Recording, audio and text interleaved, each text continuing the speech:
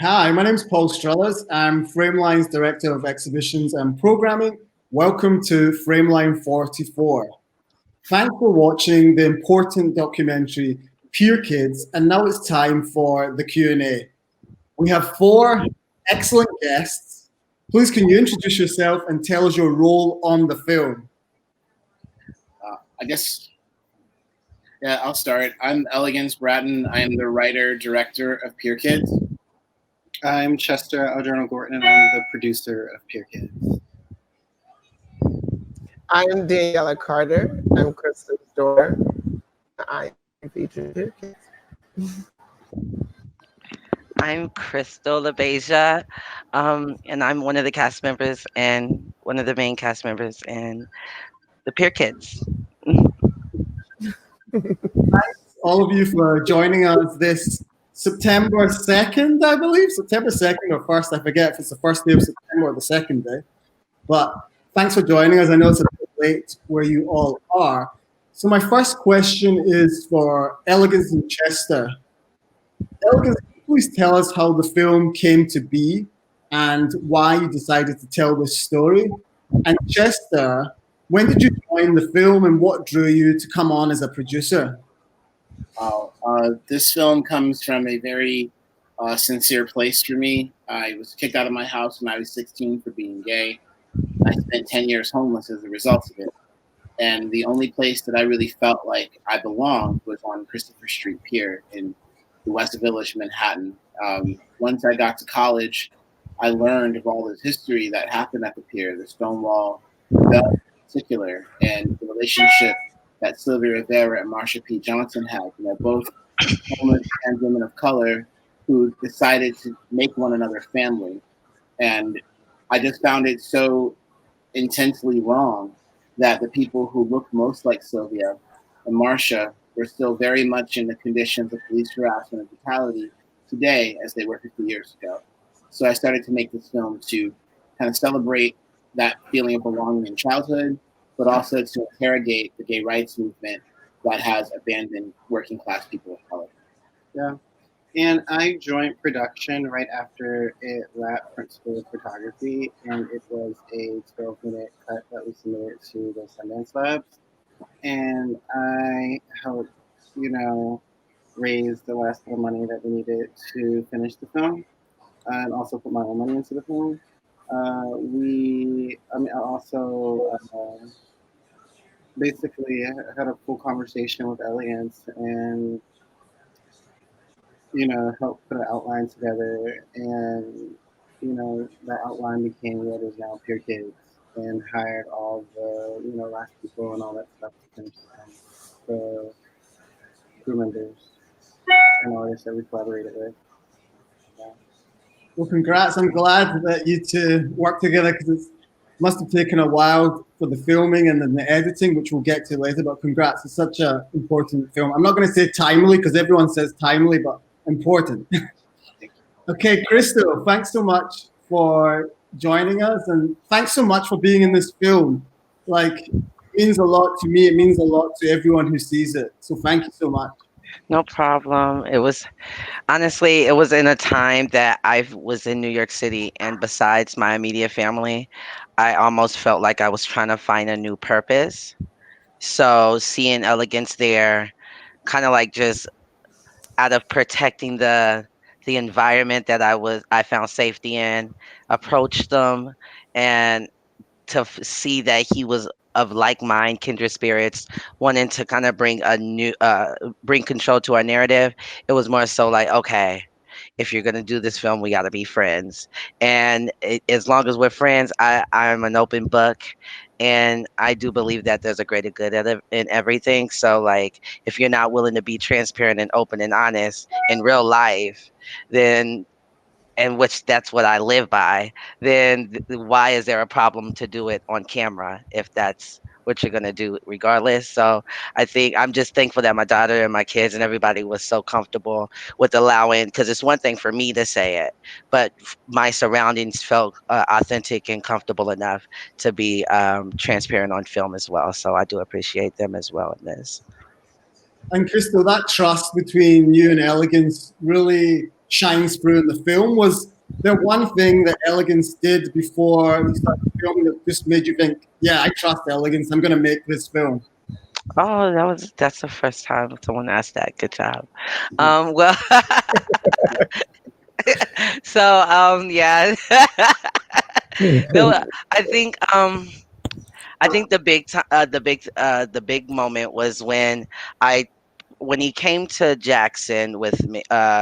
Well, that's on the 2 and 5 line in New York, and Bronx, and that was right before my house got robbed. He came in, and like I said, I told him that if you're gonna get me going through some sensitive times and sensitive moments in my life to make sure that I can secure my survival within a time when I couldn't get a job and I was in the earlier stages of my transition, then I need to know that I can be vulnerable, and you just being the person behind the camera won't be cool enough for me right now, because I already, my house already got broken into one time. I didn't know who I can trust.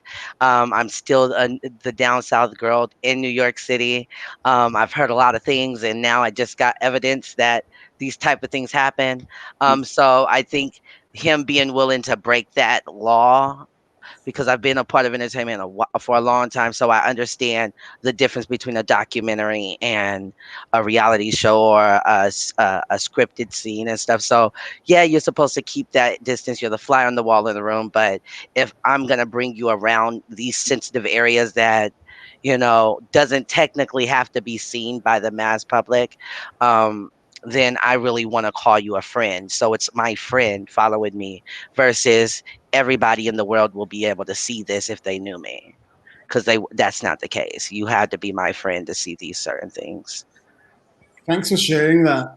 And Daniella, welcome. Thanks for joining us tonight. Thank you.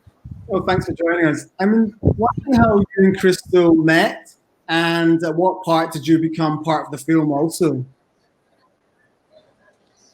So me and Krystal met when I was down on Christopher Street, and I was like down at the pier. Krystal may remember 100% better than me, but if I'm correct, we met down at the pier, and at that time, I really didn't have much agency or knew anything much about the community, but I would always just like be the girl to show up, sit around, talk a bunch of mess, to be honest. And I think, okay, it took a very special person to love me, and that was Krystal. And I think that for me, it was like I was always just trying to find what home looked like, right? And Krystal offered that. And from the moment that she seen me and she was willing to offer guidance, I was like, why not, right? Because I was in survival mode.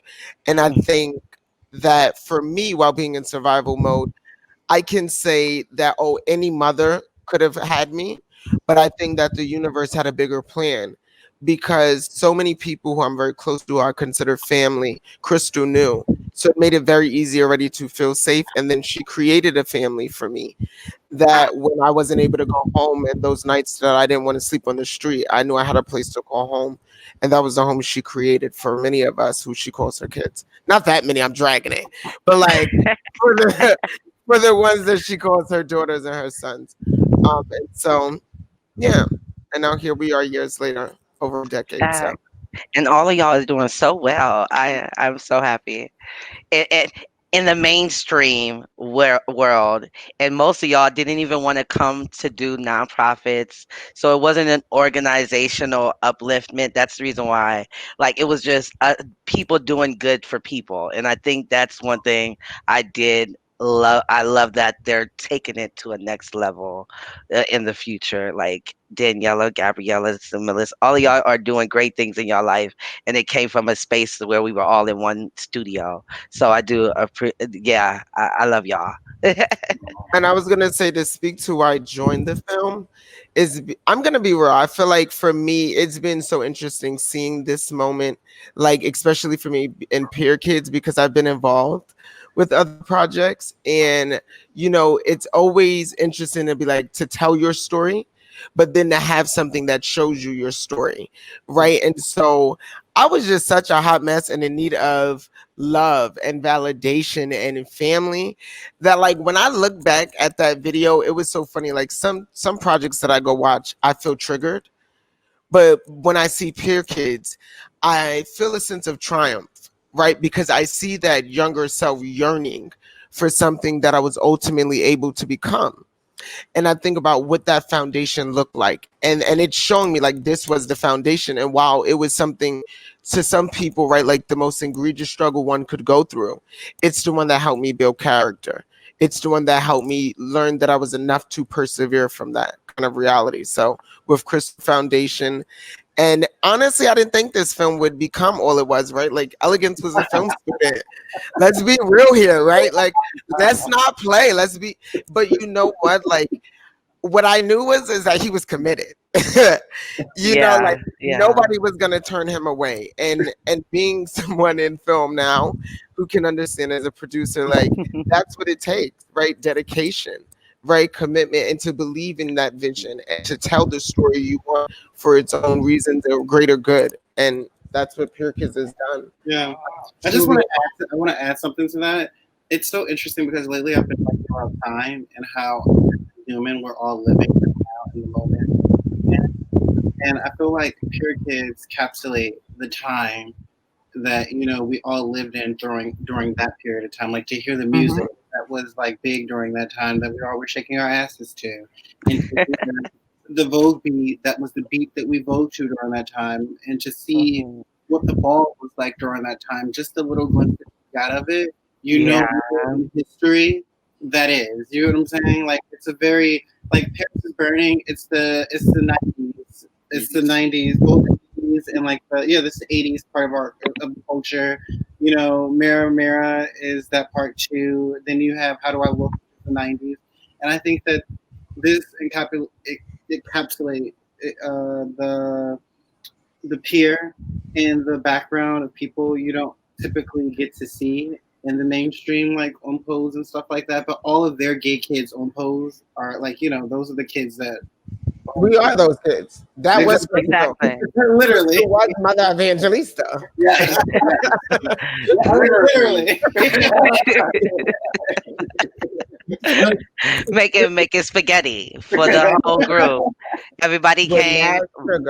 On Sundays they would come. That's the soul, honey. That's not, you ain't supposed to give that recipe, honey.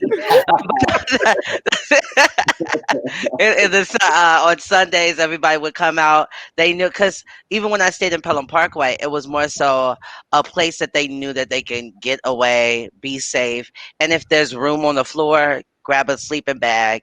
I know that at least you'll get a good long sleep and you'll be able to wake up rejuvenated so that you can be driven in the morning. And that's all that matters to me, is like, as long as you had a plan and knew that you were going to make it to that plan, because we all have another 24 hours to try to reach for the stars. Yeah, that's true. Wow. We're in the moment.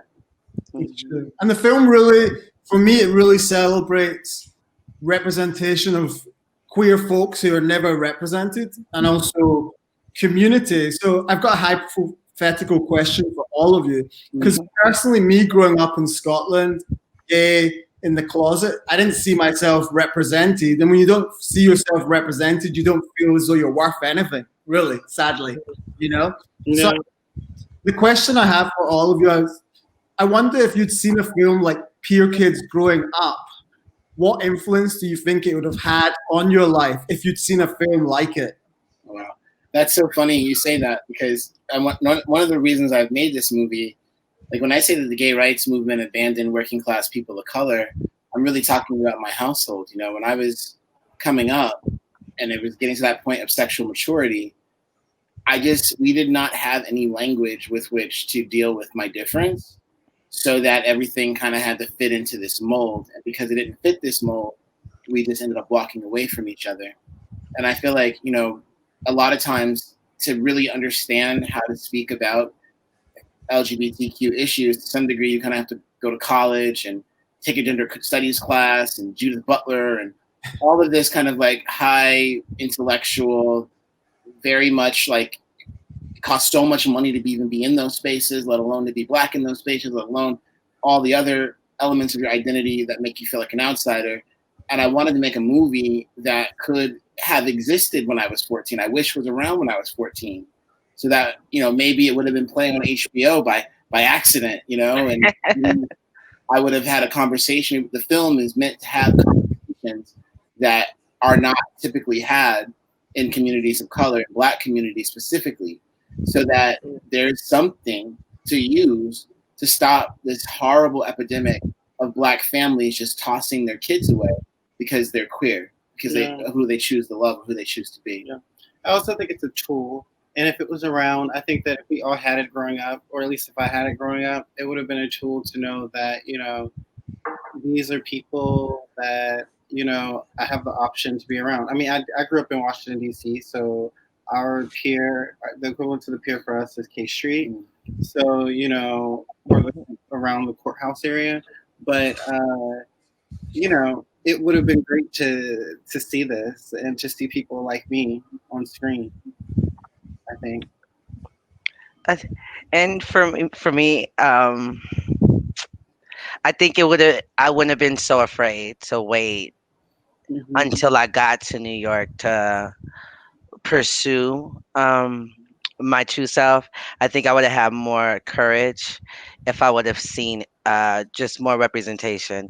A lot of times I saw glimpses of women who looked like me and that had to go through the same process to be their full selves.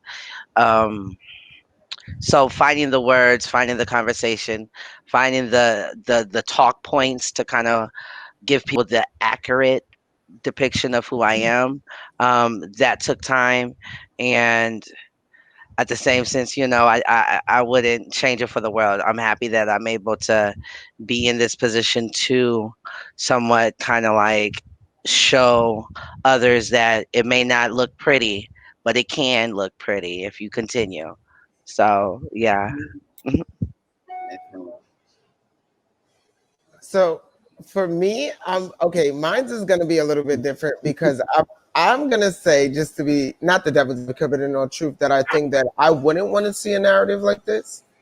I think that I would want to see a narrative that showed me what success looks like more than I feel like digesting what the struggle looks like. And I think that that's what so many trans people are used to, conditioning themselves to believe that to transition means violence, to transition means rejection. And so that I think that what makes this film so important, right, is because we haven't seen the narratives of people who are successful unless it looks like the exceptional narratives like Janet, like Laverne, and we haven't really seen what that middle ground looks like. So this gives voice to what the middle ground looks like, right? Like the before you become a celebrity. But if I think about what for me as a queer youth, as a queer child would have wanted to see, I would have wanted to see families accepting Krystal. I would have wanted to see families accepting Casper. I wanted to see families embracing the brilliance of their children like Elegance. I would want to have seen a system not reject us in a way that we had to build a narrative like this and say that this is what some other trans youth or queer youth future can look like. So I would like to see a narrative, if I think about then, one that shows me how to triumph in life, how to be successful, more than show me the struggle. But I'm grateful for a narrative like this because, again, it shows me, even a person who was able to overcome, right, that without those necessary relationships, without being seen, a lot of times you can go ignored. And when you go ignored, you have that peer kid experience.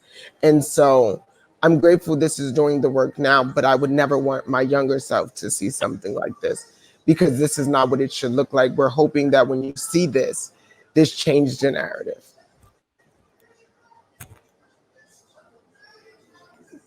Did I try it? I'm just No. I mean, I think that's totally valid. I think that's.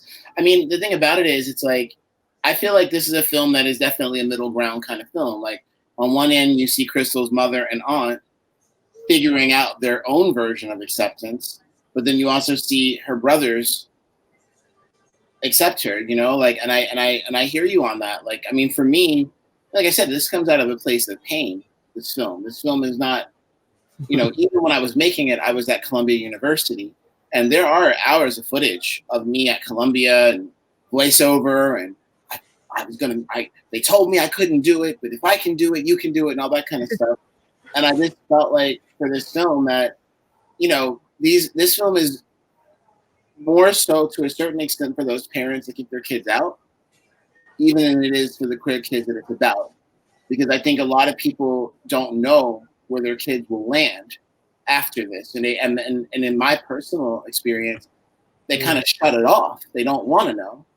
And a huge part of motivation was to create something that could speak to the things that I've had to do to survive and kind of make it unavoidable, to make it into a topic that had to be brought up at the family reunion.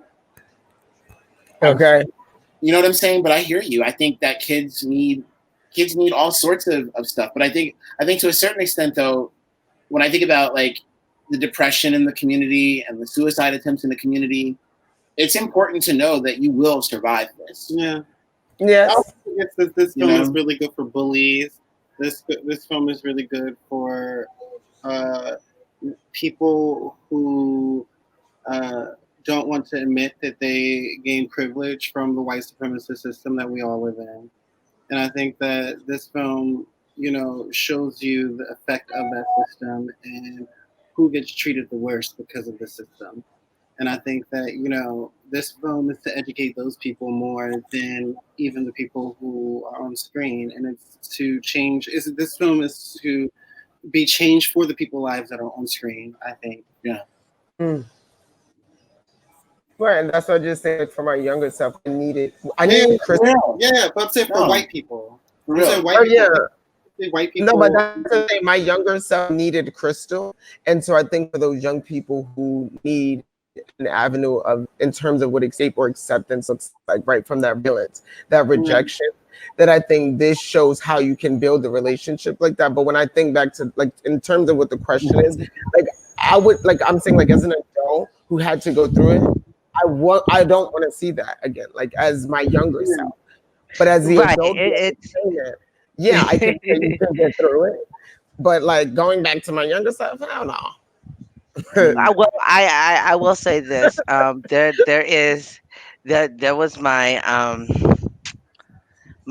cousin. He's in Ohio. She's in Ohio, and she was connected to me on Facebook, and it was through the auntie that you saw doing my hair. Her daughter, her name's Rakisha, and when she reached out to me, she was like, I'm going through anxiety. My family won't accept me, things of that sort.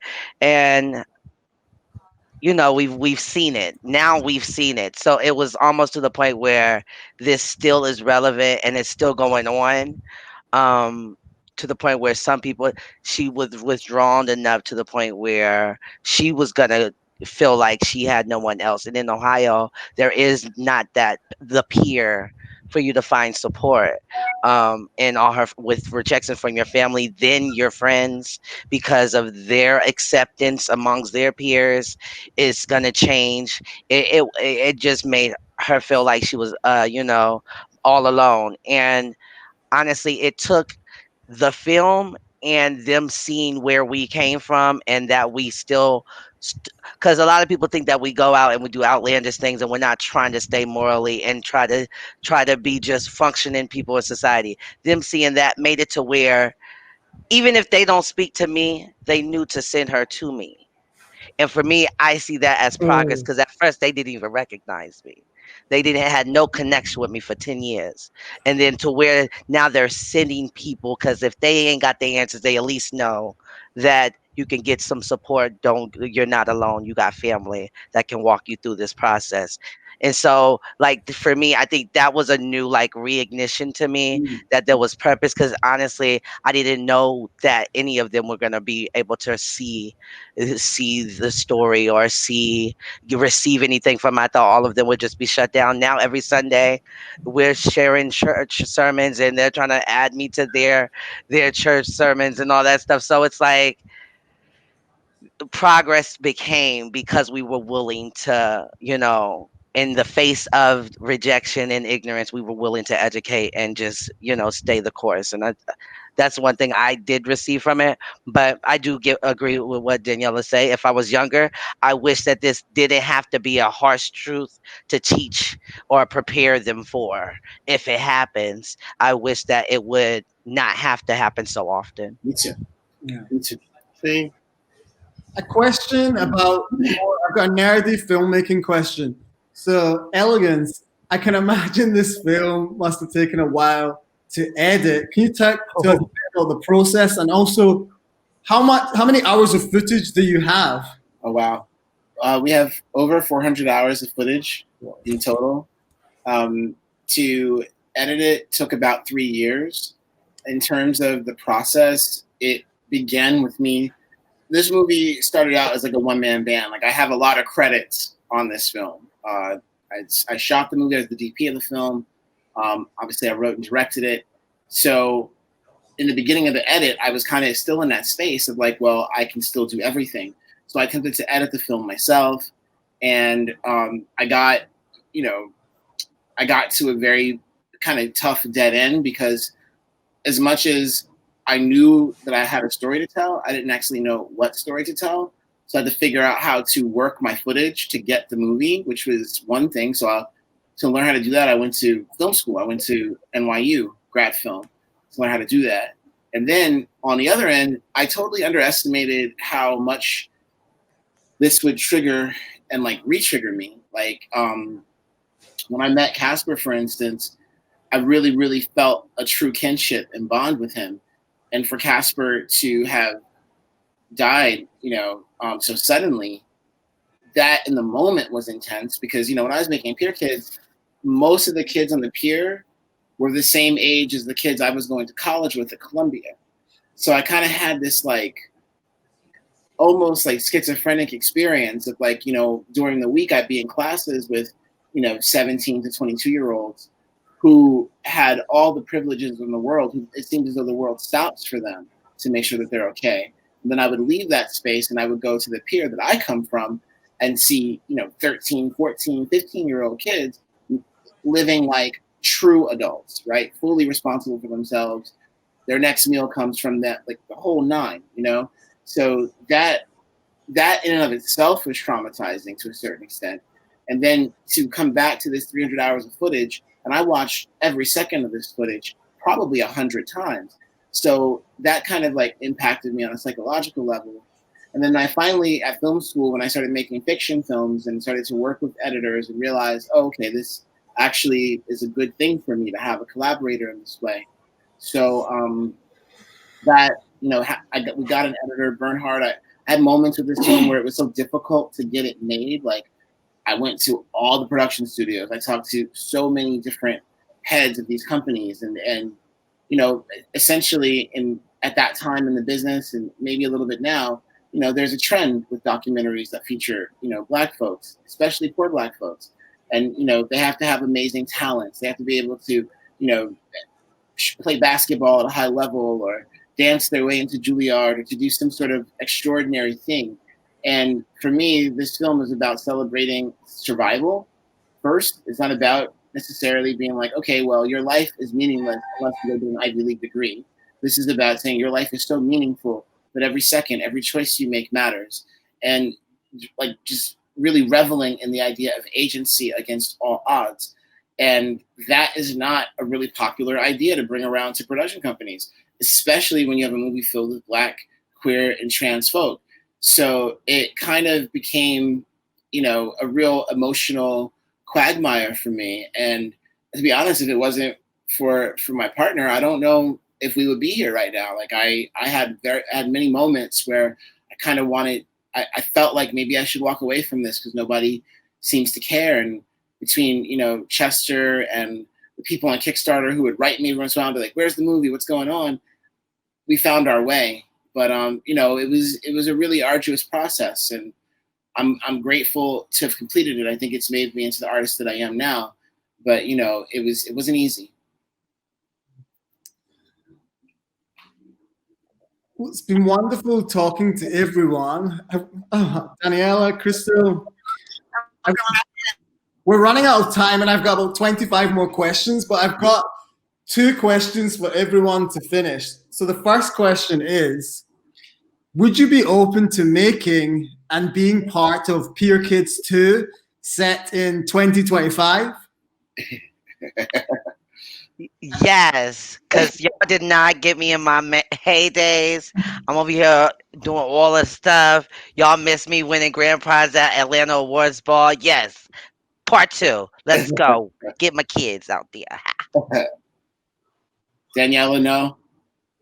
Oh wait, I didn't hear what. I'm so sorry. I had like this awkward moment because I had a call for something else. No. What was said? Would you be in the sequel in 5 years of PIER KIDS? Of course, I would do anything for everyone.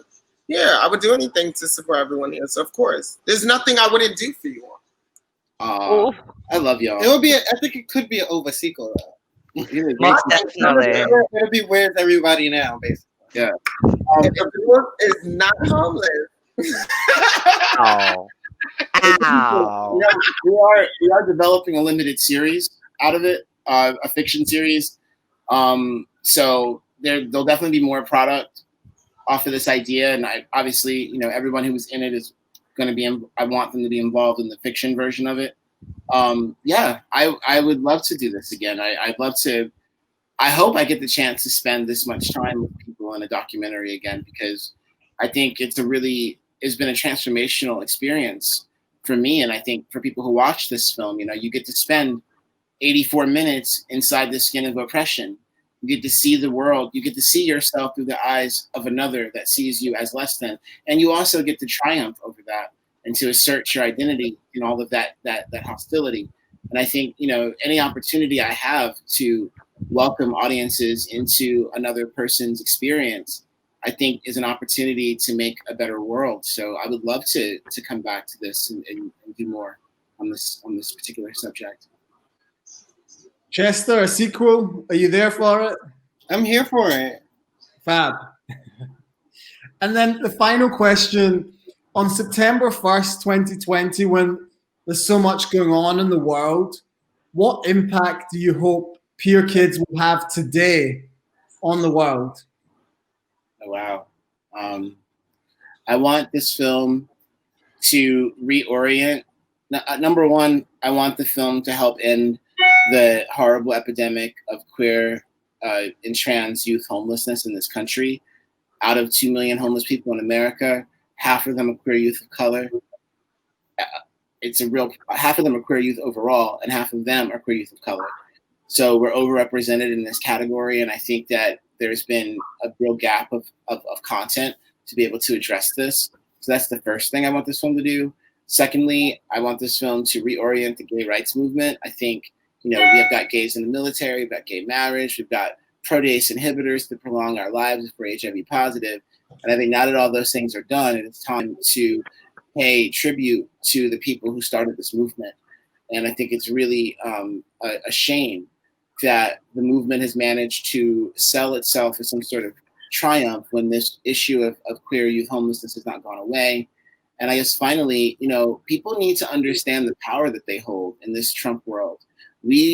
Everyone has been so used to kind of being told who to be, how to be, where to go, what to do. You forget that you are a powerful being, that within you is the possibility for progressive cultural change, meaningful political action.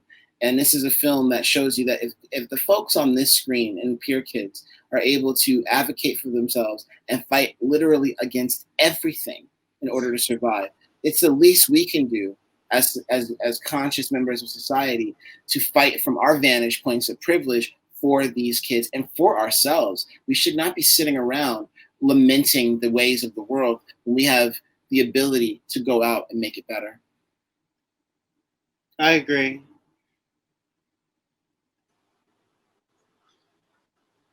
Daniella, Krystal? Do you want to go? Yeah, most definitely. So I would hope that this, during these trying times, that this will instill the importance of what chosen family is. The saying, blood is thicker than water. That's the one thing but chosen, I believe that family is someone who witnesses, the person who witnesses your existence. And honestly, chosen family weighs in gives you support in ways, oftentimes, that in being within the LGBT community, the alphabet, being different, um, you may need support and validation.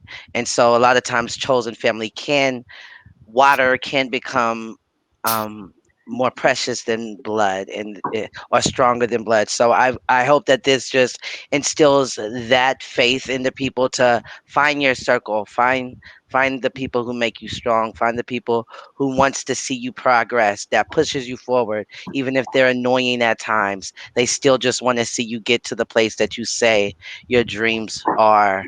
And you can do it, and you don't need the support of outside entities. You don't always need, in the face of anything, you too can still thrive and strive if you just keep your eye on the prize. So that's what I hope you pull from it. That's what I hope my life inspired. And yeah. I think what I hope for the film to do is what it's doing, and it is reaching communities that, as Krystal spoke on earlier, that may not necessarily have that representation, that don't have that the community resources available to youth who's struggling and experiencing the narrative that you see shown in PIER KIDS. I think that what I would like for this film to do is for people in the industry to get behind Elegance and support more of his projects. Because if you can see what he can do with these stories, I think that he has the ability to tell more amazing stories. I think that when you are learning about the realities of people like Krystal, Casper, Deshawn, and while it's very unfortunate Casper is not here with us, but we do know that Krystal and Deshawn is still here. So finding ways to connect with them, to continue to uplift them, as you are inspired by their story, be inspired to uplift them directly. And let's find ways to come together as a Black community, a queer community, a creative community, to in some ways prevent these narratives from happening again. So that way, when we do tell these stories, that we're not telling them only through the lens of a struggle, but through the lens of triumph, where there was a system in place for these youth and people that you've seen like Krystal, Casper, and Sean to thrive.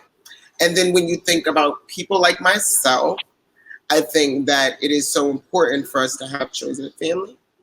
And I think that if you are struggling, you find your family, find your love, because no matter what the beginning of your journey looks like, with love, you can do anything.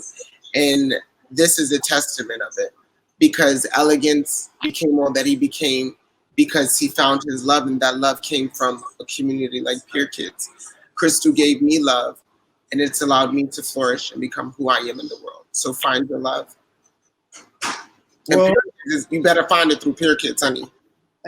Well, I love talking to all of you. Thanks, Elegance, Chester, Krystal, Daniella, and yeah, massive thanks for joining us tonight, and all the best with. Can I say one thing real fast? Of course. Thank you so much, Frameline, for all the support. You guys have played pretty much everything I've made so far, and you've been so kind and so supportive. And I'm experiencing a lot of incredible growth in my career this year, and I know that Frameline is a big part of that. So thank you. Yeah, and also catch Buck is also playing Frameline. That's right. Yeah. That also received a finishing grant from Frameline. So if you are a queer person of color, LGBTQ, you can apply for a finishing grant every year that Frameline offers to finish your short films or your documentaries. Also check out Wonderful. Also check out Daniella's guest book. Yes. Oh, please do.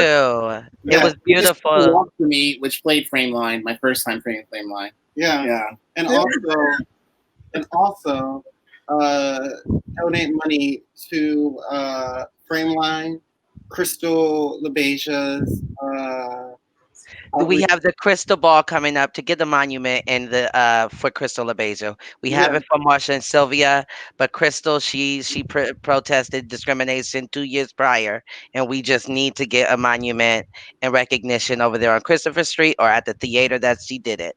So Right. And also support any of Daniella's initiatives. All of her initiatives. Yeah. Daniella for president.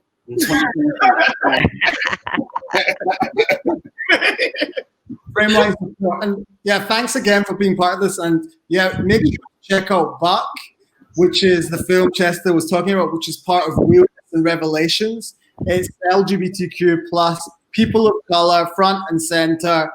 Check it out. Okay. Thank you. Thank you. And lots and lots of love.